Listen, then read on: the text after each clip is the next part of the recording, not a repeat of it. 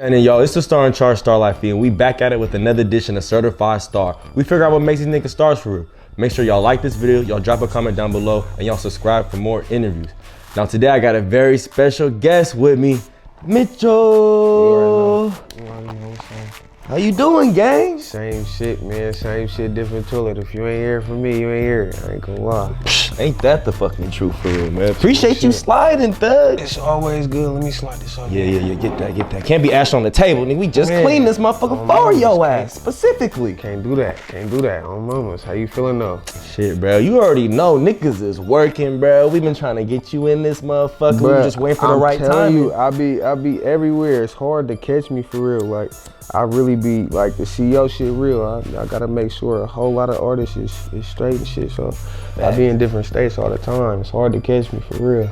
But look, the nigga gonna catch you. Nigga done caught you though, Nigga huh? popped up, I ain't gonna lie. It's all love. It's always love. Facts. So here at A Certified Star, what we like to do with our artists, you feel me? We want you to take us back to the trap. Take us back to where you originally from for real.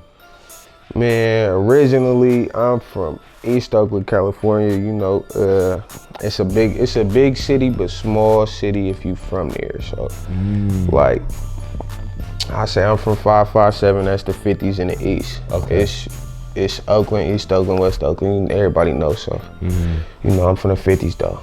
Okay, so can you kind of take us to your childhood? How was your childhood growing up out in Oakland? It was greasy. It's different for sure. Like, I say, I ain't have a lot of times where it wasn't just hella weird ass shit going on, cause Oakland got some tricky, like, for kids too. Everybody got a weird upbringing, so I say shit was just tricky as fuck. It was tricky.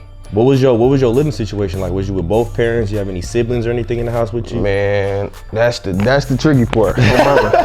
Shit, I was bouncing around. I was in foster care, a whole lot of different shit. Like my pop really outside. Still, I say he retired, but he's still outside. That's my goer for real, still to this day. But he wasn't, you feel me? He was in the pen and shit, so other motherfuckers was having to raise me. My mama was going through the same situation, so they both thugs. So we dealing with, you feel me, a seed of Chucky for real. If you really want to talk about it. My mama. Damn, so how was that for you growing up as a kid? Cause you feel me, you bouncing around from homes to homes, you feel me, ain't shit really stable at the time, or how was that for you? I got used to it. That's what I knew first. So I never really knew stability until I got stable. Like, when my pops got out the pen and started getting his shit right and grabbing me back and shit. That's when I, like, every other situation was like I was in a different school every year. I was in a different situation every year. So it was never like I had the chance to be comfortable. I was always knowing, like, all right, I'm gonna see y'all, but I ain't gonna know you niggas for too long. So I don't really remember too much of shit. It was all like a blur. It was all a big ass blur. Damn, I feel that. So how old was you when you finally got stable and shit? Probably like 12, 13. 12, 13. So that's damn near like middle school, huh? Yeah, it was over. It was over. It was over? Yeah. I was fucking up. Like, by the time I got back with my parents, I kind of took advantage of that. Like, cause it was like, all right, I got my family back. Now I get to like really trip. And that wasn't what I was supposed to be doing. Now that I think about it, like as a grown ass man, but like when I was a kid, nigga, my dad was a Superman in the streets.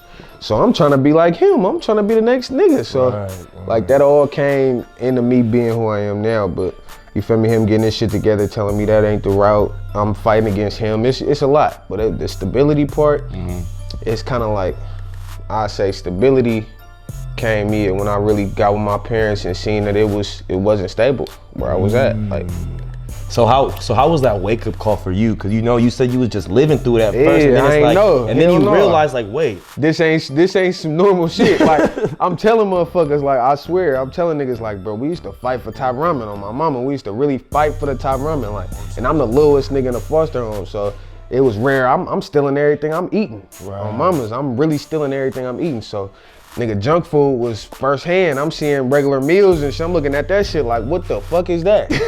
You feel me? Like, what's a real meal? And then I start really eating the chicken and shit. I'm like, oh, this shit hella good. I must have ate 40, 50 pieces.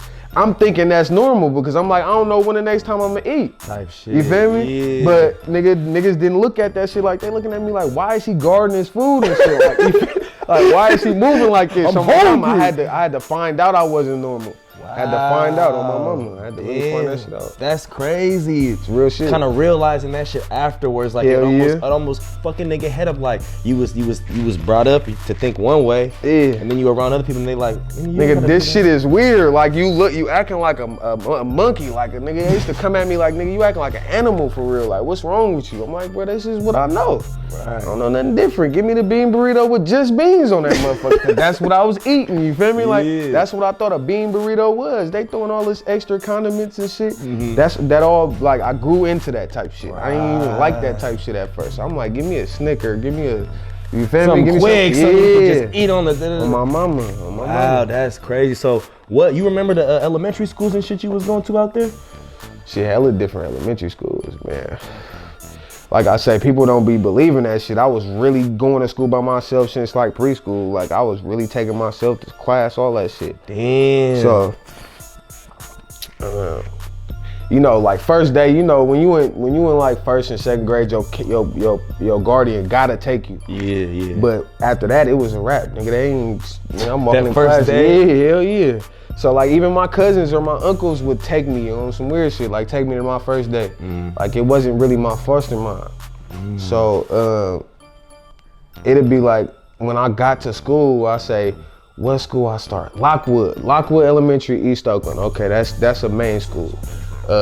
Graham Elementary in Newark, man. Elizabeth Sherman ain't there no more. That's in my hood. That's in the 50s. That's where I got my wings for real. Seneca Center, that's K through 12 though. And a lot of people don't know about that fucked up ass place, but that's not a school, bro. That's a fucking prison for kids. Detention center type bro, it's shit. different, bro. It's like for slow and bad kids. What was different about it? Like, nigga, they got a quiet room. They got a room where you get like locked in and you gotta like real straitjacket type behavior, 5150 type behavior. And that type of shit, like that ain't cool for kids to be seeing that, especially when you don't need it. Yeah, for when you don't need it, when you know you don't need it, that shit just like, bro, you're not gonna sit in there and be quiet. You're gonna kick every door. You gonna become this. Yeah. You know what I'm saying? So that's what I felt like that shit was many. Like, that ain't the type of shit no kid should be dealing with. Fact. But shout out to them counselors that was cool, cause it was some cool motherfuckers there. It's not, we not speaking on this like it's all just bad, you feel me? It's always good in some places, but some fucked up ass ways they had in their little pamphlet, how they ran their school, that was weird as fuck. Right. So can you kind of take us through your experience kind of in the foster care system for them people that don't really know like what it is to go through that, and then it's different. You feel me? It's different. What else you was about to say? You said, and what else?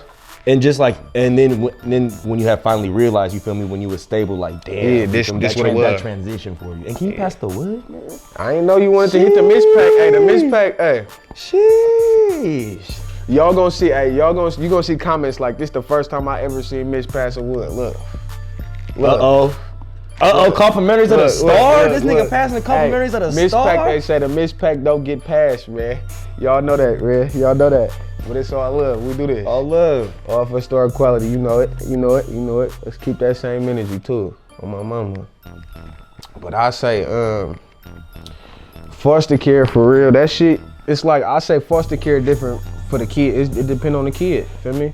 Like, say you a favorable kid. Like you see me, I'm a dark-skinned black kid from Oakland. So this is like the lowest of the totem pole type. You feel me? Like say we was in New Orleans. That's fucked up how you gotta even think about it. But it's real. Nah, it's now that I learned and all this shit, I wanna be a part of all that shit now because I see how much they didn't pay attention to me. You feel me? Like they came every 6-7 months. What? Yeah, and if that. I don't remember them coming every 6 or 7 months. I'm giving them credit. Like they came every once in a while, and then this foster lady she could set up and have it look however type that shit, day. Like, you feel me? Like nigga, we straight. Like nigga, we got food in the house that day. Hella shit. It was a setup, nigga. What? Come on, bro. They was doing. Come on. So that bruh. shit ain't just in the movies. That nigga, shit. No, nigga, that shit real, bro. And it was happening to me. Like nigga, some weird ass shit was happening. Like shit. Like niggas need to be speaking on because this the type of shit that a lot of niggas don't speak on. Right, that are going through. On my mama, like right now, to this day, these niggas in foster and group homes and all these situations getting fucked over, getting molested, getting raped, all that type shit. Boys, girls, all that. I done seen some crazy shit up in that motherfucker. And I'm blessed to not have to like be the worst victim of that. You feel me? I'm blessed to just be a nigga that like, okay, I seen, or this ain't what I want to be doing, so let me figure out how to get around it. I was trying to avoid shit, but it was a lot of shit I couldn't avoid. All right.